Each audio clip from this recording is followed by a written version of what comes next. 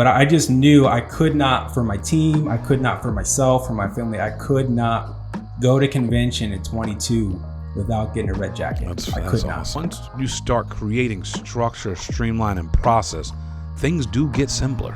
Next year, I'm not wearing my red jacket. I want to see my guys wear their red jacket. I love it, man. That's where I want to get to. Thank you for joining us on our Family First Life Tri-State Serve the People podcast. We appreciate you tuning in, spending your time to develop and grow with us. Follow us, please, on all our social media platforms at Family First Life Tri-State or FFL Tri-State. We love you. Keep listening, and I hope this information is serving you across the country. All right, everybody, thank you for joining us on our Tri-State Training Day podcast. We are excited to have on Shawn Barnes, Senior Vice President of FFL Ascent, elite producer helping 40 families a month personal. This guy's seeing the business at all perspectives. The place where you're at right now, Shawn, is where you really start learning this business. You're selling a lot. You're recruiting a lot. You have people moving through your deal, new agents getting started, new agents having their best record days, record weeks, record months. And now you have managers also who are hiring with you or recruiting with you, bringing people on board. So it's got to feel pretty good to be on the rise right now, coming off of a record-breaking 4-week month for FFL Ascent. But before we get into everything, my man, how are you doing today?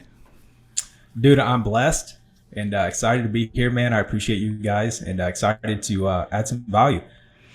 Yeah, I appreciate that. You're going to add plenty of value because you have plenty to offer. So how does it feel, man, to be ascending? Man, it feels good, but I think the best feeling is that just so many people are winning, which is why I got into this. And so that's a great feeling for sure. No doubt. I mean, I'm gonna take this back a little bit to when you came to the Orlando annual convention. Drove a nice 5 minutes from your house to come see me, and you came backstage and you had grave concerns. I don't know what they were from, like whether you could do it or not, or whether you were just confused and wanted much more clarity, or you were nervous. But you had the face of someone who was nervous or anxious about this career, about actually making the leap. Do you remember that, brother? Clearly. And Mark, I'll say, dude, it was all of the above. All right. All of it. Dude, can you take us down that path? What was going through your mind at that time? Because clearly we are light years away from that day, which was only about 18 months ago. And I know that you've moved past that way sooner. So I do want to get into that. But what was going on in your mind at that time? Honestly, I think it was just so much limited self-belief is really what it was. Okay. And I think I just needed some validation. No one in my family's ever been an entrepreneur. I had dreams of doing it, but I didn't have anybody to go to for that experience. And so I think it was the nervousness of, can I do it? And I think at that time I was transitioning from wanting to just produce, but I wanted to build at the same time. Got it. And I had never done anything like that. So I think I was looking for, clarity, obviously some direction on how to do it, but really the self-belief, I think, is what I was grasping at the most. Were you selling then? Weren't you like part-time at that time? I don't remember. No, I was full-time for probably 5 months at that point.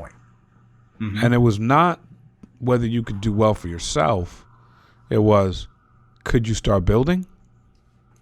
Correct. And I think it was the same process mentally I was going through when I was transitioning to the building side that I went through from the personal side. Could I do it? Does it make sense? Is this going to work for me? And then when I went kind of through that whole cycle again, when I was looking to build a team. Got it. Makes sense. Now, that broke off too at a certain point. Now, building, you constantly always have questions because you're just dealing with people at a real scale, and there's all different types of people, and different types of ways you have to meet people where they're at and what they're working with and all those things. But at what point from that annual convention, which was 2021, did you start to feel that nervousness or anxiousness release a little bit? When did that start happening? I think when I came out of convention and I had 15 people in class, by the time convention was over, I think at that point it kind of made more sense. So you were putting people in class during convention? Is that what I'm hearing? Man, I got fired up hearing different people talk, and I would go in between sessions and make phone calls. I never heard this. That's great, dude. That's awesome. Yeah. So you were actually in between sessions calling up friends and putting them in class. How many of those people graduated class and are working with you? I would say probably 25%. Okay. I like that, though. That's very aggressive. It reminds me of my story and when I first got to a convention and I saw it, and I had already been through, multiple types of conventions like this. So I was just like, all right, whatever. What is this one? And then I saw it. I was like, oh, snap. And I started calling people that had done previous businesses with me where we didn't really make money. And I started getting that conviction again, like, yo, it would be an injustice if I didn't call these people and let them know we're on a track to succeed. So I'm assuming you had some of that in you. Yeah, it was both of those. On one end, I was calling people that I knew deserved this opportunity after hearing so many good people that were average people, but just had an amazing story. Yeah. Talk about how much they were winning. And then so I kind of took two approaches. I called people that I knew would and could do this right out of the gate. And then I called people that I needed to hire around where they weren't going to make the leap right away. But I kind of posed it as, hey, do you know anyone who could use this opportunity? Hoping they could see some people win and then kind of jump on board down the road. I love it, man. So here you are now helping 40 families a month, and building a business. What was it like to ramp up to that level of production? Doing it in a way like, hey, attitude, activity, your approach to it. And are you doing are you doing in-home, or are you doing telesales, or are you doing a hybrid? Got it. Great question. So a lot of it goes back to, again, the momentum I had coming out of convention. I increased my lead flow by about 50% at that point. And kind of just took off from there. But a lot of it was just the consistency. And so I increased my lead flow by about 50%. And that gave me the ability to get in front of a lot more families. And I just kind of had a definite purpose to hit Hall of Fame.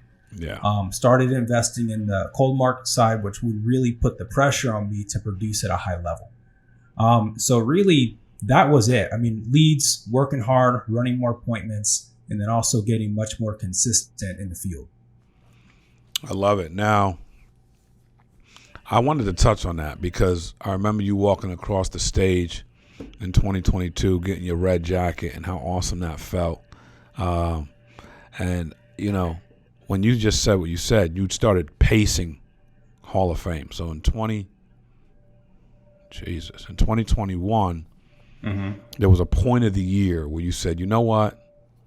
I want to be a Hall of Famer. Yes? Was that the beginning of the year, or was that like an aha moment after convention? So it was definitely beginning of the year. I wanted to do it, but I think it didn't become more intentional until the last 3 or 4 months. Got it. Really? The last 3 or 4 months? Yeah.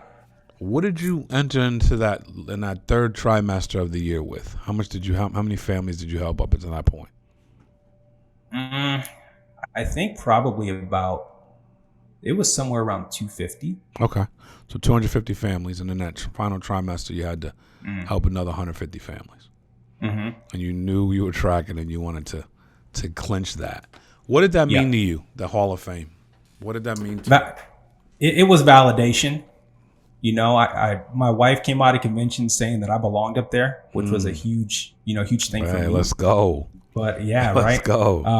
But I just knew I could not, for my team, I could not for myself, for my family, I could not go to convention at 22 without getting a red jacket. That's awesome. That's awesome. So that's amazing. Now, that's a determination that you willed yourself to, or willed yourself from. Have you experienced that as a manager running a company, helping 275 to 300 families a month? Oh yeah, I think 2 stages. I think when I hit logo back in September or October of last year, it was very intentional, and it was an exciting moment. So that was one huge moment, and then when I hit VP, that was a huge moment too. Same thing. Now, when you look at your team, the anatomy of your team, the structure of your team, and you see people winning, I mean, you got some people that are cold crushing it. 2 that I spoke to very recently, and Colin and Richie, who are just absolutely slaying it, And, Richie's funny because he talks about how he abused you in basketball in college and how you couldn't guard him. And he said it so flippantly. And that's how you guys became best friends, because you couldn't guard him. But anyway, so I will say I did try to be on his team a lot. You got to hear that podcast, dude. But yeah, so you got guys that are just knocking the cover off the ball. And like you willed yourself in the third trimester, fourth quarter of 2021, do you have a gear here in 2022 for your team? Yeah, so we're a little bit behind what I intended to be at, but a lot of what we're doing is very intentional. Now, whether or not we hit those milestones, I can't control that. But just like when I was trying to hit Hall of Fame, I wrote out exactly how many appointments I needed to run, how many I needed to see, how many I would close, and how many apps average I would write. I knew exactly the data that I needed to produce in order to hit Hall of Fame. Same thing with my team. I know the average AP per writer, submit. I know the percentage we issue. So I know, hey, I need to get this many people writing on average in order to hit those next goals. So it's very intentional. No doubt. What was it like starting to build your team and starting to see writers come through and having some success? It was slow, man. It was just a grind. I think in my mind, I thought it was going to be a lot easier and go a lot faster than it did. But it was much slower and much harder. But the thing I did is I kept asking questions just to make sure that I was doing everything I was supposed to do, and to make sure I was on pace. What I didn't want to do is just always know that I wasn't running in that gear that I needed to run. But man, the evolution I've come through as a manager, the way I talk to agents, the way I interview agents a year ago versus now, is like night and day. I've learned so much in that process. That's crazy. I do want to hear about that, because when like you said, it was slow. When you first get started, there's so much you don't know. I mean, as far as helping people or helping people at what seems to be a scale, right? So as you were kind of, as you said, detailing what you learned in the past year, what was that? What was some of that evolution like?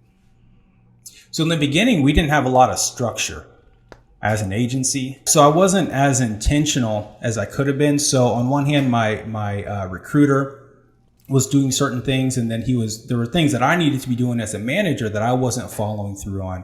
And my recruiter was great. I just wasn't as intentional as I should have been working with the new candidates and things like that. Once I think we found the connection there, and we built more chemistry, and then we got to a point where we had actual processes in place, it really started to scale at that point.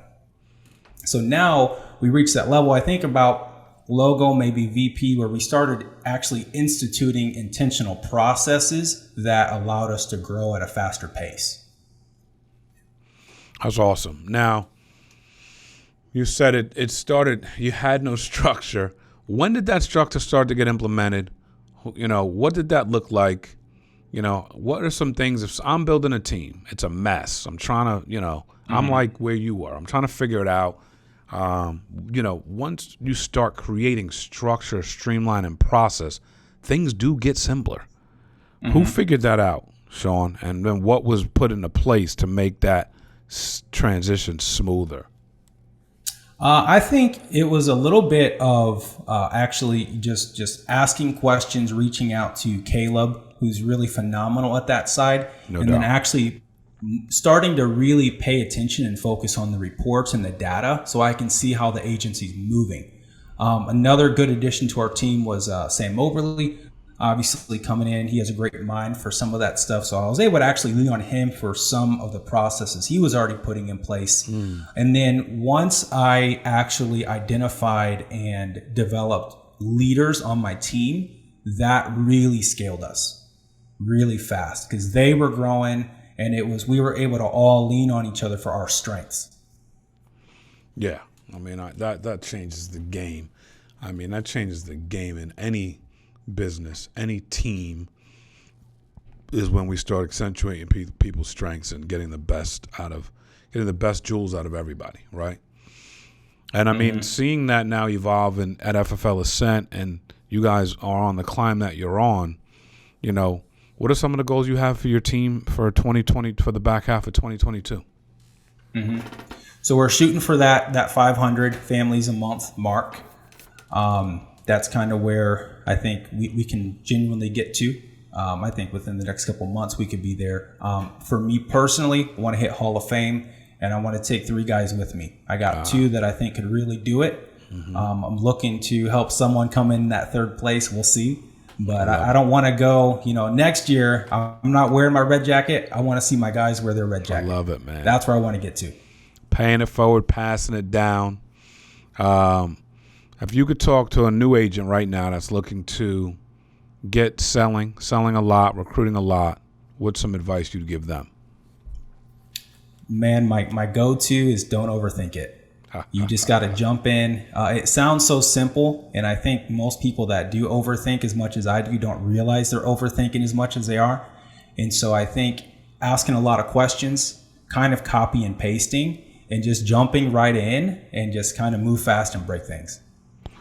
Very strong, man. You guys are killing it. You have a ton of momentum. You're leading from the front. No one's confused by what you do every month, going out there and helping families, and your ability to teach them to do the same. It's why you're recruiting so many. It's also why it's attractive and why it's growing and why you're having record months. So thank you for doing all that you do, Shawn. Thank you for continuing to lead and continue to show people that this is more than possible. And they can do great things here at FFL. I appreciate your time today, buddy. Appreciate you, Mark. Thanks for having me on. All right, everybody. Keep listening, keep sharing, keep liking. We love you. God bless. Thanks, Shawn.